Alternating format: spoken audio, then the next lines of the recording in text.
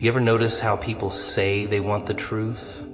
Oh, they scream for it, claw at it, pretend they're dying to hear it, but the second you hand it to them, raw, unfiltered, dripping with reality, they flinch. Eyes go wide, mouths shut tight. Suddenly silence is golden and truth is too loud. Because deep down, most people don't want truth. They want comfort. A nice little bedtime story where everything makes sense, and the villain always wears black. They say the truth sets you free, but what they don't mention is the price you pay before it does. That little space between knowing and speaking, that's where the real chaos lives. You see, when you stumble upon something real, something raw, something that doesn't play by the sweet lullaby of comfort and conformity, people don't cheer. No, they recoil, they panic. They whisper behind closed doors and stare with eyes that used to smile at you but now barely contain their unease. Because truth, my friend, is a mirror most can't bear to look into. It's funny, isn't it? How everyone swears they want honesty. They crave transparency, or so they claim, but once you drop the curtain and show them what's actually backstage, oh, they lose their minds. Because it was never about truth. It was about safety. Illusion is a warm blanket. Reality, that's a thunderstorm in a glass house. And when you show them that the glass was never real to begin with, you become the problem. You start to notice it in the little things first, the tone shifts in conversations, the invitations that stop coming, the energy. You walk into a room and it's colder, not because the air conditioning's stronger, but because people can sense you don't play along anymore. You're radioactive now. Not the fun, glow-in-the-dark kind, but the kind that burns, because you've seen something they haven't, or worse, something they're desperately trying not to. It doesn't matter if you expose a lie, a manipulation, a game they thought they had perfected. The moment you decide not to participate anymore, you're no longer seen as brave. You're dangerous. And here's the best part. They won't come at you directly. No, that's too obvious. They'll isolate you. Subtly. A little distance here, a canceled plan there, a smirk instead of a smile. It's not war. It's with the social version of slow poison. And most people, they crumble under that pressure. They retreat. They go back to pretending, because pretending pays better in the short term. Pretending gets applause. But the ones who hold on, the ones who keep speaking even when no one's clapping, those are the ones who are truly free. But freedom isn't a crowd favorite. Freedom costs. It costs popularity. It costs approval. It costs that cozy feeling of belonging, and yet once you taste it, you'd rather starve than go back to eating lies. You begin to see everything for what it is, and you can't unsee it. The fake smiles, the empty words, the performative kindness. You see the world peeling at the edges, and all you can do is laugh, because it was never stitched together properly to begin with. You realize the very people who asked for the truth are the ones most offended by it, because what they really wanted was their version of the truth, a sugar-coated version, a marketable version, a version that doesn't disrupt their routine, their ego, their little kingdom of comfort. And when you bring them something different, when you hold up a mirror instead of a fantasy, they turn on you like you're the villain in their story. It's easier that way. Easier to demonize the messenger than to confront the message. They don't just resist the truth. They rewrite it. They'll make you out to be bitter, angry, broken, jealous, whatever word fits their narrative best. Because labeling you means they don't have to listen to you. And if they can get others to believe the label, even better. Now, you're not just isolated, you're discredited. Problem solved. But that isolation, it's where the fire starts. It's where you stop looking for validation and start becoming your own force. You stop knocking on doors hoping someone will understand, and instead, you start kicking them open. You stop explaining yourself, stop apologizing for seeing what you see, and suddenly the loneliness becomes power. Because while they're all busy keeping up appearances, loudly, unapologetically, unfiltered, and eventually someone listens. Not everyone, not even most, but someone. And that someone? They were waiting for someone like you to say it first.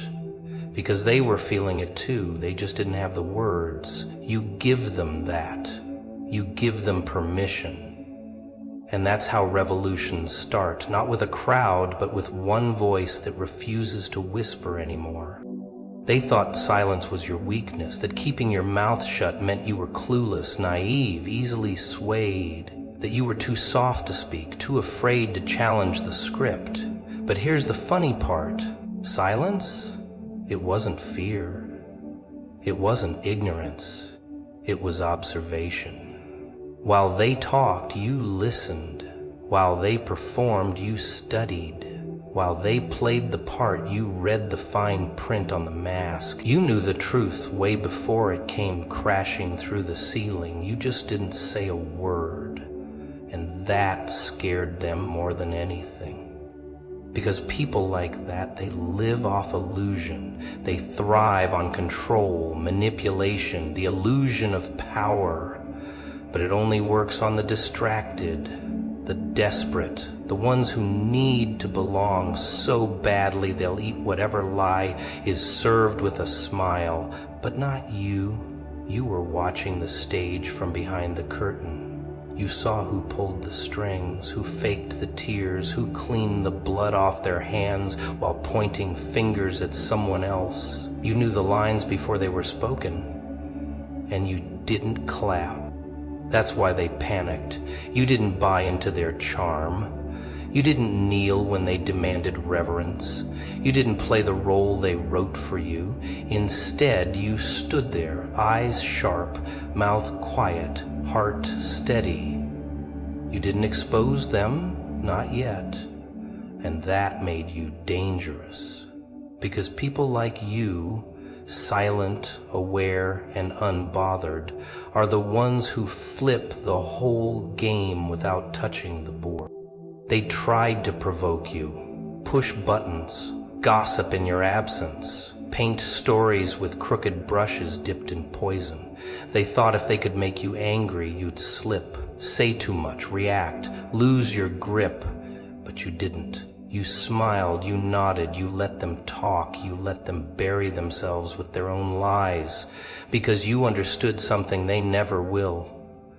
Truth doesn't need to shout to be heard. It echoes even in silence. And as time passed, their stories started unraveling. Not because you exposed them, but because they were built on borrowed time. Lies rot from the inside out, and once the cracks show, it spreads fast. That's when they came crawling back, maybe with apologies, maybe with denial, maybe with more manipulation dressed up as friendship. But by then, you had already moved beyond their grasp. Not bitter, not broken, just done. See, when you're quiet, they assume you're weak. But when you finally speak, oh, they wish you had stayed silent. Because you don't speak with emotion, you speak with facts.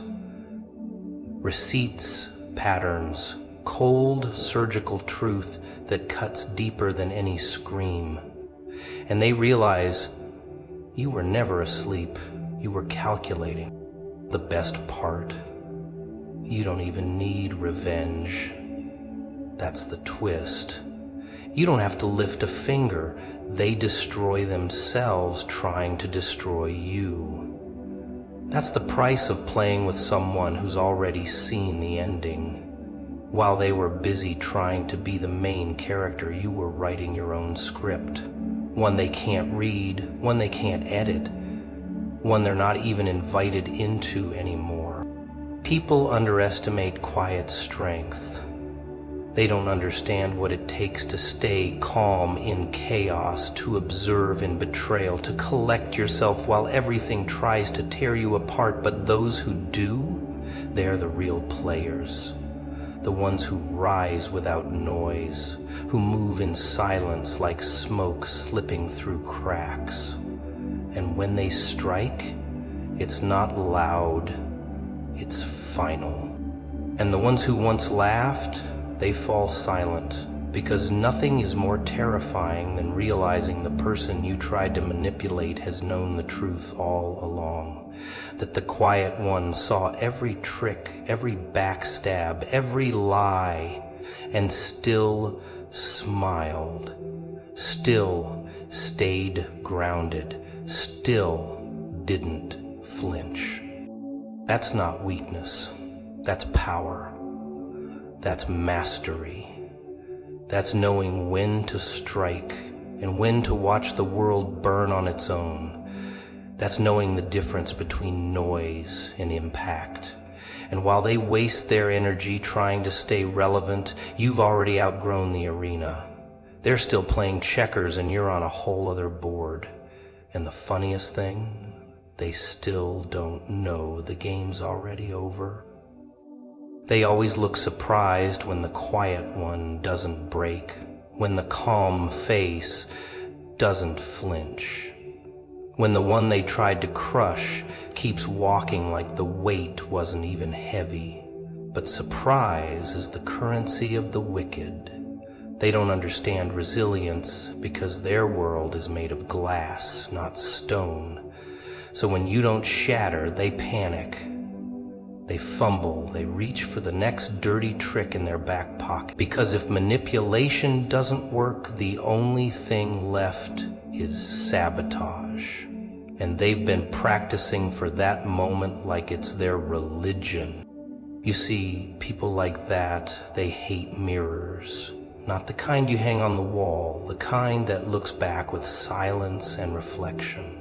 The kind of mirror a person becomes when they stop reacting and start observing. Because if they can't shape you, they need to smear you. If they can't twist your thoughts, they'll twist your reputation. And when that doesn't work, then it gets interesting. Then come the whisper, the setups, the bait, the traps, the theatrics. They want you dancing, reacting, exploding, anything but standing still and seeing through the performance. It's a funny thing how fragile egos are, dressed up in designer confidence. They strut, they smile, they shake hands dripping with venom, and the moment you don't play along, the moment you see them for who they really are, you become a problem. Not because you said anything, but because you know knowledge is dangerous in a world built on illusion. Your silence becomes a threat, your stability a mirror they can't control. That's when the real games begin. They'll twist truths until they become unrecognizable. They'll plant seeds of doubt in rooms you've never stepped into. They'll paint you as the villain in a story you didn't write, didn't act in, didn't even audition for. Why? Because they need the audience to cheer while they sharpen the knife behind their back. But here's the catch. People forget that time loves the patient, that the truth doesn't sprint, it stalks. And when it arrives, it doesn't knock. It kicks the door off the hinges and sits at the table like it's always belonged there. But by then the damage is already done, right? Wrong, because when you're rooted in truth, Storms don't shake you, they reveal who's been hiding under your roof during the rain. You learn that some smiles are masks, some handshakes are traps, and some love is just loyalty with a time limit. So you stop explaining, you stop defending, you stop begging to be understood. You let the liars speak, and you let the silence do the rest. Because at some point you realize that not everyone who claps when you win is happy for you. Some are just clapping because they want to keep you close enough to sabotage the next round. So you stop sharing your plans. You move in shadows. You trust patterns over promises. You learn the art of the pause. And when you do speak, it's deliberate, it's piercing, it's final. Not because you want revenge, but because you finally understand that some people feed on the chaos you escaped from. It's exhausting, isn't it? Carrying the weight of lies that don't belong to you, trying to stay afloat in water they keep trying to poison. But you did it. You're still here. And that alone is proof they failed. Because if destruction was the goal, then survival is rebellion. And yours is loud, not in noise, but in presence, in strength, in the refusal to crumble. That's the kind of power they'll never understand, and it terrifies them. They used to sleep easy knowing they had the upper hand. Now they toss and turn, haunted by the possibility that you might speak, that you might tell the whole story, that you might connect the dots they tried so hard to scatter. But you don't need to. You've already won. You didn't sink. You didn't become them. You didn't let their filth become your story. That's not just survival, that's dominance in disguise, the kind they never saw coming. And maybe that's the sweetest part, that their whole empire, built on deception, couldn't touch you. That their tricks, their traps, their games, all of it failed. Not because you fought harder, but because you refused to play their game. You made your own rules. You burned the script, you walked off the stage, and left them performing for an audience that no longer cares. You ever notice how people get nervous when you stop needing them? When you stop answering their baited questions, dodging their loaded glances, and start walking like you finally understood the whole game? That's when the real circus begins. Not when you're begging for answers, not when you're defending yourself, no. The real show kicks off when your silence becomes louder than their accusation. When your peace makes more noise than their chaos ever could, they don't know what to do with that. It's unsettling, like a clown that won't smile back. Because they built the whole act around your reaction. You were the puppet, the predictable pawn. You cried on cue, you apologized for what they did, you bent until your spine started whispering in cracks and creaks. And then one day, snap. Not a scream, not a tantrum, just silence. Just distance. That kind of shift isn't something they prepare for. They expect rage, not evolution. They expect you to break, not bloom. And when you stop attending their pity parties, they panic. When you no longer play the role they cast you in, they recast themselves as the victim. Oscar-worthy. Really? So they poke, they prod, they start rumors with the delicacy of a surgeon and the intent of a butcher.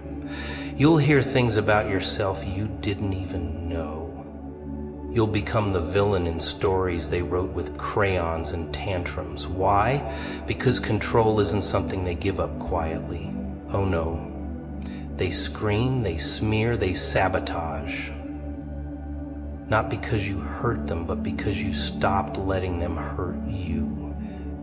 And what a crime that is, huh? How dare you heal? How dare you find joy without their permission? They can't stand it. So they reach for the oldest tricks in the book. Guilt, guilt, that wonderful poison disguised as concern. You've changed. You're cold. You used to be so kind. Translation, you used to let me get away with everything.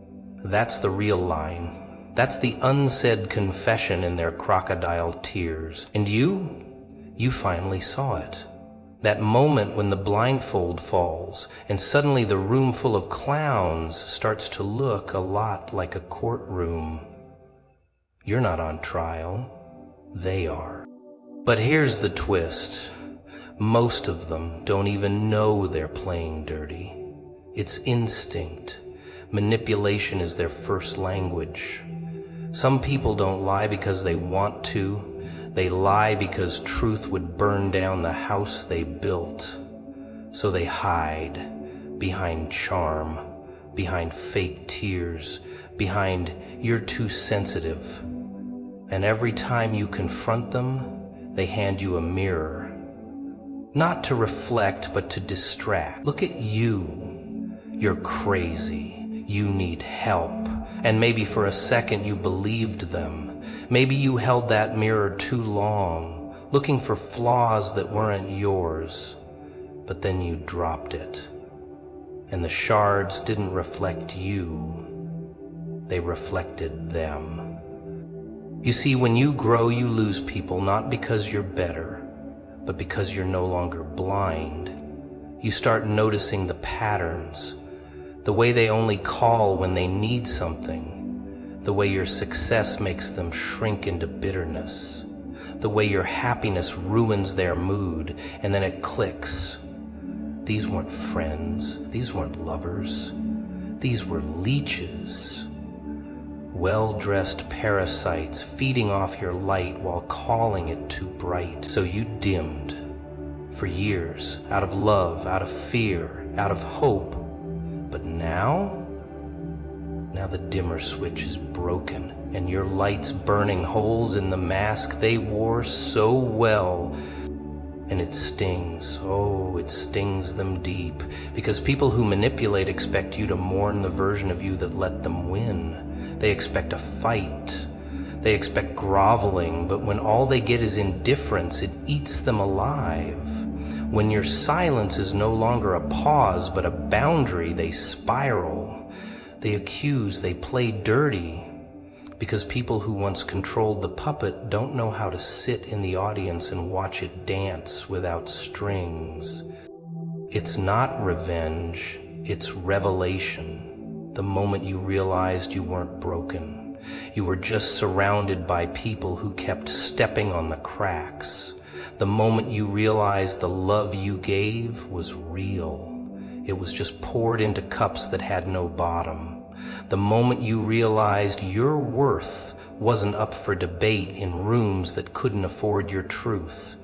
And that realization, that's when the show really ends for them and begins for you. They called it love, didn't they? Wrapped it up in little promises and empty eyes, said all the right things with voices dipped in sugar and tongues soaked in venom. And you believed them because you wanted to, because everyone wants to be chosen, even if it's by the executioner. So you smiled, you gave, you shrank a little more every time they frowned. It wasn't loud. It was a slow bleed, 1,000 tiny cuts beneath the surface where no one else could see. But you felt it every single day. It starts so soft. They adore you. You're the light of their life, the answer to prayers they never actually prayed. And then, quietly, they start carving away at you. Not all at once, that would be too obvious. No, they're artists. They take your laughter and mold it into mockery. Your confidence, that becomes arrogance. Your independence? Suddenly you're selfish. They frame your fire as a threat and your empathy as weakness. And you start questioning yourself, start tiptoeing around your own truth just to keep the peace. But there is no peace, only power. And they want it all. Because if you shine too brightly, they'll go blind. And if you speak too loudly, others might hear the truth. So they dim you, slowly, strategically, until you're a shadow of the soul you used to be. Until you wake up one day and don't recognize the eyes in the mirror. You thought love was supposed to feel safe, but this feels like you're being hugged by a python in a silk scarf. Pretty, polished, dead one.